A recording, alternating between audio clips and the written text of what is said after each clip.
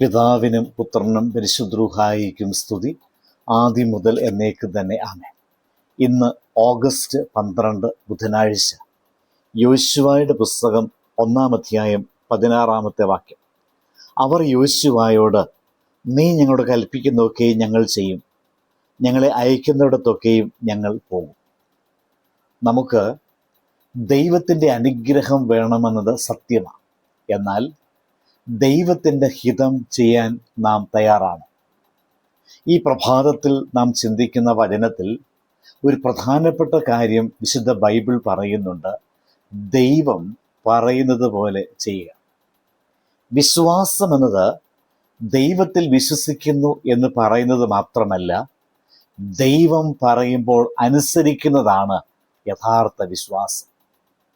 നമുക്ക് പലപ്പോഴും ദൈവത്തോട് പറയാനുണ്ട്, കർത്താവേ, എൻ്റെ പദ്ധതി വിജയിപ്പിക്കണമേ, എൻ്റെ ആഗ്രഹങ്ങൾ നിറവേറ്റണമേ, ഞാൻ പോകുന്ന വഴിയിൽ എന്നെ അനുഗ്രഹിക്കണം. എന്നാൽ വിശ്വാസത്തിൻ്റെ കൂടുതൽ ആഴമുള്ള പ്രാർത്ഥന ഇതാണ്, കർത്താവേ, എൻ്റെ വഴിയല്ല അങ്ങയുടെ വഴി, എൻ്റെ ഇഷ്ടമല്ല അങ്ങയുടെ ഹിതം, അങ്ങ് പറയുന്നത് പോലെ ഞാൻ ചെയ്തുകൊള്ളാം. ഇതാണ് യോശുവയുടെ പുസ്തകം 1-ാം അധ്യായത്തിൻ്റെ 16-ാമത്തെ വാക്യത്തിൻ്റെ ഹൃദയം. അബ്രഹാമിൻ്റെ ജീവിതം ഒരു വലിയ ഉദാഹരണമാണ്. ദൈവം അബ്രഹാമിനോട് പറയുന്നു, നിന്റെ ദേശത്തെയും ബന്ധുക്കളെയും പിതൃഭവനങ്ങളെയും വിട്ട് ഞാൻ കാണിക്കുന്ന ദേശത്തേക്ക് പോകും. അബ്രഹാമിന് ദൈവം കാണിക്കുന്ന ദേശം എവിടെയാണെന്ന് അറിയില്ലായിരുന്നു. എത്ര ദൂരം പോകണം എന്നറിയില്ലായിരുന്നു. എന്താണ് അവിടെ കാത്തിരിക്കുന്നതെന്നും അറിയില്ലായിരുന്നു. ഭാവി എങ്ങനെയായിരിക്കും എന്നും അറിയില്ലായിരുന്നു. എന്നാൽ ഒരു കാര്യം അവൻ അറിഞ്ഞിരുന്നു, ദൈവമാണ് എന്നോട് പറഞ്ഞത്, അത് മതിയായിരുന്നു അവന്. അബ്രഹാം എല്ലാം മനസ്സിലാക്കിയതിന് ശേഷമല്ല പോയത്, ദൈവത്തിൽ വിശ്വസിച്ചത് കൊണ്ടാണ് അവൻ ആ ദേശത്തേക്ക് പോയത്. ഇതാണ് വിശ്വാസത്തിൻ്റെ സൗന്ദര്യം. വിശ്വാസം എല്ലാം മനസ്സിലാക്കിയിട്ട് അനുസരിക്കുന്നതല്ല, ദൈവത്തെ വിശ്വസിച്ച് അനുസരിക്കുന്നതാണ്.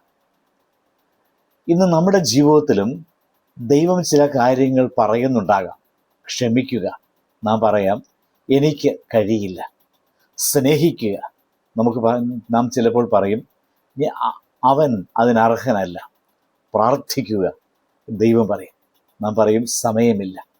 ആരെയെങ്കിലും സഹായിക്കുക, നാം പറയും എനിക്ക് തന്നെ പല പ്രശ്നങ്ങളുണ്ട്. ഒരു തെറ്റായ ശീലം ഉപേക്ഷിക്കുക, നാം പറയും ഇതെനിക്ക് പെട്ടെന്ന് മാറ്റാൻ കഴിയില്ല.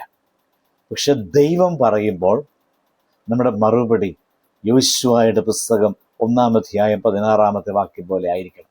കർത്താവേ, അങ്ങ് കൽപ്പിച്ചതൊക്കെയും ഞാൻ ചെയ്യും. കാരണം ദൈവത്തിൻ്റെ കൽപ്പനയ്ക്ക് പിന്നിൽ ദൈവത്തിൻ്റെ കൃപയുണ്ട്. ദൈവം നമ്മോട് ചെയ്യാൻ പറയുന്ന കാര്യത്തിന് ആവശ്യമായ ശക്തിയും അവൻ തന്നെയാണ് നൽകുന്നത്. ഒരു തീരുമാനം നമുക്കെടുക്കാം. ദൈവം എന്നോട് പറയുന്ന കാര്യം ഞാൻ ഇന്ന് അനുസരിക്കും, അതിൻ്റെ ജീവിതത്തിൽ പ്രമാണിക്കും. കാരണം ചെറിയ അനുസരണങ്ങൾ വലിയ ആത്മീയ അനുഗ്രഹങ്ങളുടെ വാതിലുകൾ തുറക്കും. നമ്മുടെ ജീവിതത്തിൽ ദൈവത്തിൻ്റെ അനുഗ്രഹം മാത്രം അന്വേഷിക്കരുത്, അനുഗ്രഹം നൽകുന്ന ദൈവത്തിൻ്റെ ഹിതം അന്വേഷിക്കാം. ദൈവം നമ്മുടെ വഴിയിൽ വരണം എന്നതിലുപരി ദൈവത്തിൻ്റെ വഴിയിൽ നടക്കുവാൻ തയ്യാറാകണം. ഇന്ന് ഓർമ്മിക്കേണ്ടതായ വാക്ക്, ദൈവം പറയുന്നത് ചെയ്യുക, ദൈവം അയക്കുന്നിടത്തേക്ക് പോകുക, ദൈവം കൂടെയുണ്ടെങ്കിൽ ഭയപ്പെടേണ്ട. നമുക്കെല്ലാം മനസ്സിലാകണമെന്നില്ല, എല്ലാ ചോദ്യങ്ങൾക്കും ഉത്തരം ലഭിക്കണമെന്നില്ല, ഭാവി എന്താണെന്ന് അറിയണമെന്നില്ല. പക്ഷേ ദൈവം നമ്മോട് കൂടെ ഉണ്ടെന്ന് അറിയുന്നുവെങ്കിൽ അടുത്ത പടിയെടുക്കുവാൻ അത് മതിയാകും. ദൈവത്തെ വിശ്വസിക്കുന്നവൻ ദൈവം പറയുന്നത് പോലെ ജീവിക്കും. ദൈവം പറയുന്നത് പോലെ ജീവിക്കുന്നവൻ്റെ ജീവിതത്തിലൂടെ ദൈവം തൻ്റെ ഹിതം നിറവേറ്റും. പ്രാർത്ഥിക്കും.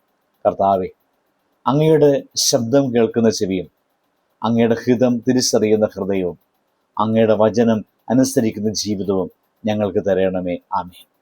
ദൈവം അനുഗ്രഹിക്കട്ടെ.